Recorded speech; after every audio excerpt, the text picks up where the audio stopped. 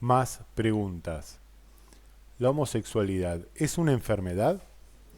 La homosexualidad no es una enfermedad.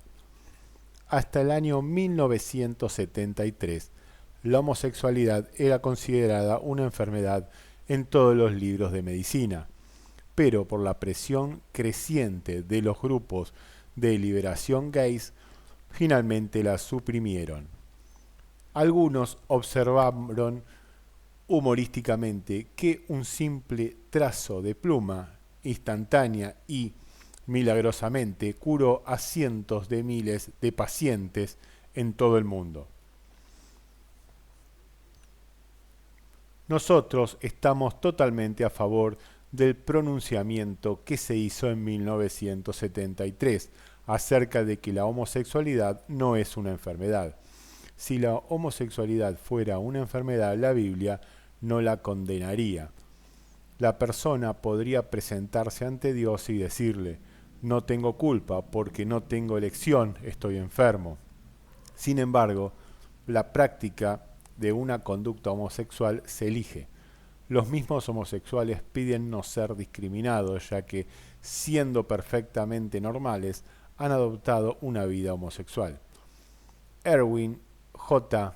Aeberly, hablando acerca del uso y las funciones de los órganos sexuales, dice, tenemos que reconocer que no es la naturaleza la que toma decisiones sobre cómo debe ser usado el cuerpo humano, sino la voluntad humana. ¿Se nace homosexual? No.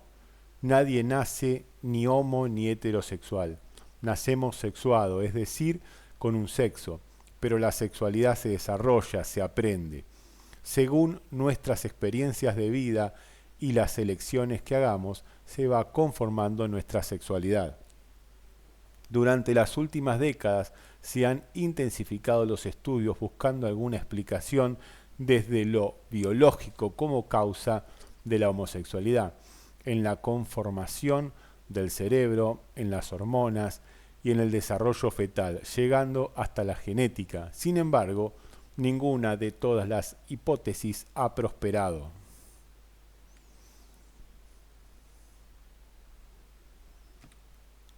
¿Qué significa sodomía? La palabra sodomía ha llegado a ser un sinónimo de la homosexualidad. Se deriva de la antigua ciudad de Sodoma, caracterizada por la práctica sexual de hombres con otros hombres. Génesis 19. ¿Qué significa gay? Gay es una palabra de etimología inglesa cuyo significado fue cambiado según el tiempo histórico y el grupo social que la empleaba. En la Edad Media no tenía ninguna connotación sexual. En el siglo XVII se comenzó a asociar con una moral floja. En el siglo XIX se hacía referencia a una prostituta, mujer gay. A principios del siglo XX la usaban los cuáqueros de Estados Unidos para hablar de las costumbres religiosas que para ellos no tenían sentido, y los campesinos ingleses la usaron como sinónimo de alegre colorido. Recién a fines del siglo XX se asoció definitivamente al homosexual masculino. Una anécdota. En la provincia de Córdoba conocimos a una ancianita inglesa que, debido a una pérdida de su capacidad auditiva, mantuvo el vocabulario del idioma materno como lo había aprendido de niña. Esto no tendría nada de llamativo, a no ser porque la acepción de la palabra gay seguía siendo para ella la misma que a principios del siglo pasado, tiempo en el cual se asociaba a algo alegre o jovial. Cierto domingo, al ver a dos niños jugando muy amigablemente, les dijo al padre que uno de ellos, que gay, como forma de expresión por la alegría que manifestaban los niños en el encuentro. El padre, ofuscado, le gritó a la anciana, mi hijo no es ningún gay. ¿Qué significa lesbiana? Se designa con el nombre de lesbiana a la mujer homosexual, llamada también tribadista, del griego tribeis, frotar, o safista, por el poetista Safo, hacia finales del siglo XX. Estos dos últimos términos dejaron de usarse y fueron englobados y reemplazados por el de lesbiana, que se originó a partir de una poetisa griega, Safo, que vivía en la isla de Lesbos, de ahí lesbiana.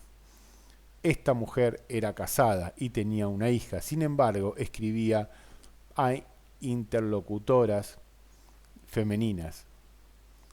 Se conservan de su poesía fragmentos románticos, aparentemente dirigidos a otras mujeres. ¿Es usted lesbiano?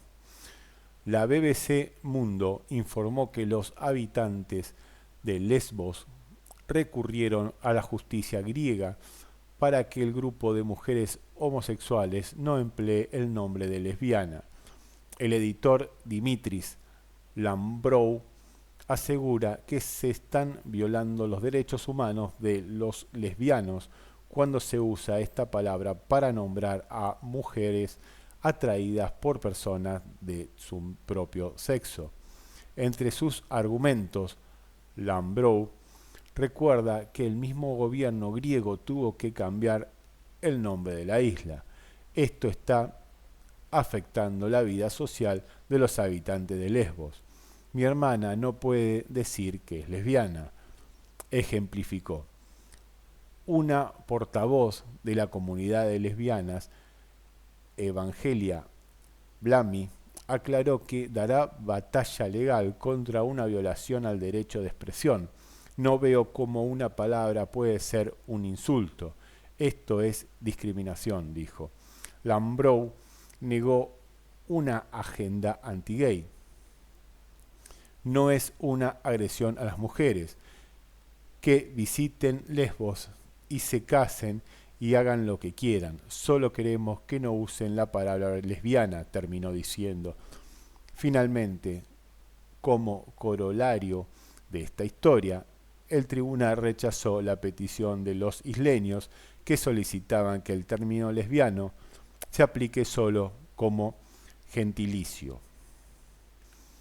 ¿Qué es la bisexualidad? Este término describe a la persona que tiene contactos homosexuales y heterosexuales. A los bisexuales también se los denomina ACDC, haciendo alusión a la corriente alterna o continua, es decir, tienen relaciones sexuales con ambos sexos.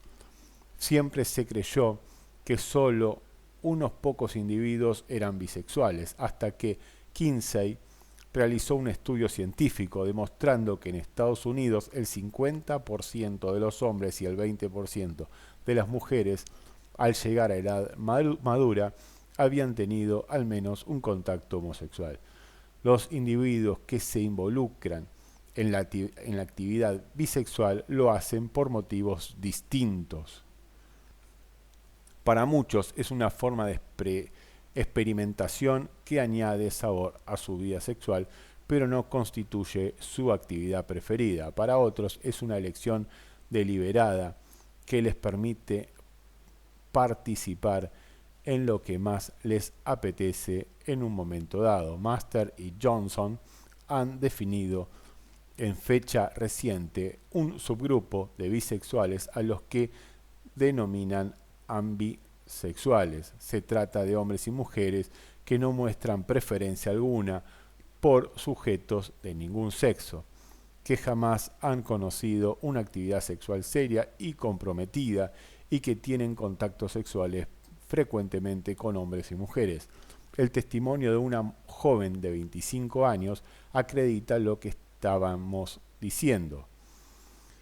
Llegaba un año saliendo con un chico al que me unía una gran amistad y con el que tenía buenas relaciones sexuales. De repente me encontré haciendo el amor con mi compañera de cuarto, quien de manera experimentada me dio a conocer cómo pueden hacer el amor dos mujeres.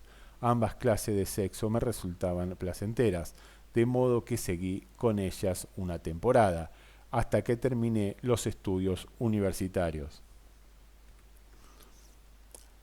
H.R. Berley dice que muchos seres humanos son capaces de responder sexualmente frente a personas de ambos sexos. Si aceptamos este supuesto frente al deseo homoerótico, en vez de preguntar ¿por qué a mí? ¿Por qué me pasa? ¿Qué tengo de raro? Debería formularse otra pregunta.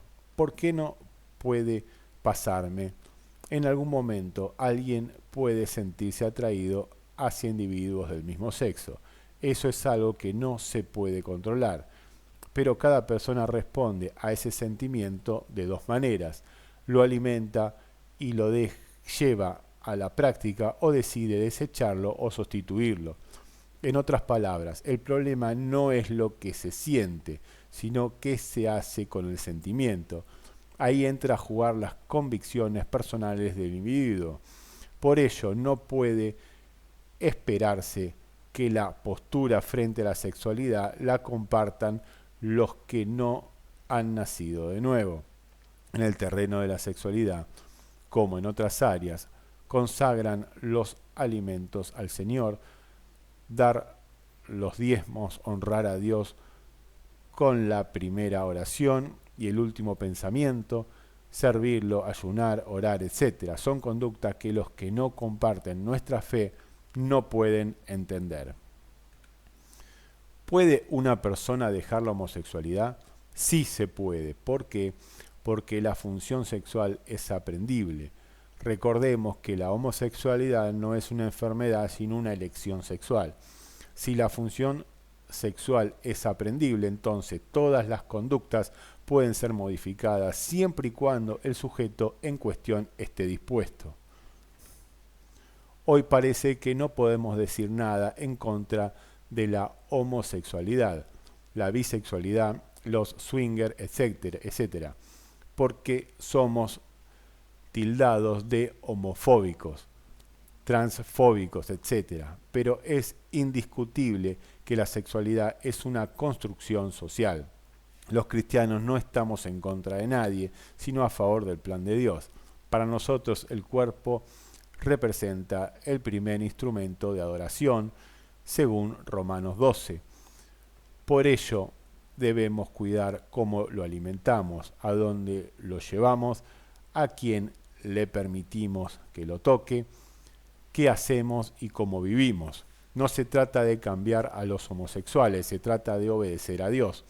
Aquellos que han nacido de nuevo por la fe, al recibir al Espíritu Santo, buscarán agradarlo. Cada área se alineará a la palabra y la sexualidad será una más entre tantas otras. He aquí el testimonio de una persona que abandonó la práctica homosexual. Homosexual, heterosexual, bisexual, ¿qué soy en realidad? Mi camino era bastante normal. Tuve varios novios con quienes mantenía contacto físico, pero nunca llegué hasta el final. Mientras cursaba la escuela secundaria, le entregué mi vida a Jesucristo. Fue entonces cuando conocí a Susana. Ambas éramos cristianas y recientes y estábamos maravilladas por la vida nueva en Cristo. Hicimos muchas cosas juntas y entre nosotras creció un amor profundo. Hablábamos y orábamos, nos reíamos y nos abrazábamos. Éramos inseparables, nos relacionábamos sexualmente en un intento de expresar el amor que sentíamos. Nuestra relación física me resultó tan satisfactoria que las que había tenido con cualquier muchacho. Todo iba bien hasta que de pronto nos preguntamos, ¿qué dice la Biblia acerca de esto? Nos pusimos de acuerdo en cuanto a la condenación de la Biblia, pero hicimos elecciones diferentes. Me tocó tomar la muy difícil decisión de seguir a Jesús en lugar de seguir mis propios sentimientos. En cambio, Susan optó por continuar con su estilo de vida homosexual en vez de seguir a Jesús. La separación fue costosa, pero saludable. Me dio la oportunidad de comenzar a luchar contra algunas cosas sin tener que enfrentarme a diario a la tentación. También pude hacer borrón y cuenta nueva en mis relaciones. Aunque me sabía perdonada, no me sentía feliz. Mis primeros 2 años en la universidad fueron increíblemente solitarios y frustrantes. Aunque estaba rodeada de mucha gente y era muy activa, no había podido decirle a nadie acerca de mi verdadero yo, aquel que estaba enfrascado en una terrible lucha interior. Finalmente, al cabo de varias semanas de batallas interiores de gran calibre, me di por vencida. Dije: Dios, sabes que no deseo que cambies mi vida ahora, ni siquiera deseo sentir el deseo. Pero hay algo muy en lo profundo de mi ser que te está respondiendo afirmativamente. Así que si quieres, toma ese pequeño sí, tómalo y haz con él lo que quieras. Es todo lo que tengo para darte. Eso era todo lo que él quería de mí. A partir de ese momento, Dios tomó ese sí y lo multiplicó cientos de veces. Me ha dado fuerza de voluntad para mantenerlo durante todo el resto de las horas difíciles que me ha tocado vivir. Dios no es un avaro celestial, sino un Padre santo y amoroso que sabe que solo en una relación de sumisión a Él podemos hallar plena satisfacción. Pero aunque ahora tenía mucha más voluntad para obedecer, me di cuenta de que los problemas no se habían hecho más fáciles de manejar. Atravesé un periodo cuando me sentía muy incómoda con los muchachos y por otro lado tenía miedo de acercarme demasiado a las chicas. Entendí que debía vivir con mi soledad y no buscar la gratificación de la intimidad física. Para escapar del círculo vicioso de mi incomodidad con los muchachos, comencé a compartir más tiempo con ellos. Dios ha estado trabajando con toda su gracia en mi vida. Actualmente mis pensamientos se desenfrenan con menos frecuencia. No he tenido contactos sexuales con otra mujer durante varios años, aunque hubo algunos después de Susan. El proceso ha sido largo y doloroso, pero el Señor Jesús siempre me ha proporcionado palabras de convicción y perdón, de consuelo y fortaleza. Aunque la lucha fue larga y lenta, sé que hoy soy totalmente libre. Con Cristo de mi lado lo he logrado. Sí, con Él he vencido. ¿Debe aceptarse la práctica homosexual en la iglesia? No, la Biblia condena la práctica de la homosexualidad de manera concluyente. Levítico 20 y 18, 1 Corintios 6, 1 Timoteo 1, el apóstol Pablo en Romanos 1 censura la homosexualidad, tanto en el hombre como en la mujer. Más de 15 pasajes reprueban esta conducta. En la tradición del Antiguo Testamento, la actividad erótica entre miembros del mismo sexo era considerada una abominación religiosa que ofendía a Dios y exigía castigo drástico. Quien osaba tener este comportamiento pagaba con su vida. Por ello, en ese marco referencial, intentar ver en cada tipo de amor del Antiguo Testamento un amor homosexual es simplemente ridículo. Sospechar que entre David y Jonatán, Ruth y Noemí, David y el jefe de los eunucos, etc., hubo prácticas homosexuales es querer torcer las escrituras. Solo puede existir homosexualidad en esas amistades para quien ya tiene la cabeza inclinada hacia la homosexualidad. Es triste que no pueda apreciarse la riqueza de la palabra, el deleite de la amistad, la cercanía de los afectos, sin que se sospeche homosexualidad. En realidad, la comunidad homosexual siempre ha sido una minoría a lo largo de la historia. Esta simple razón hace muy poco probable que todas las amistades bíblicas tengan una connotación homoerótica.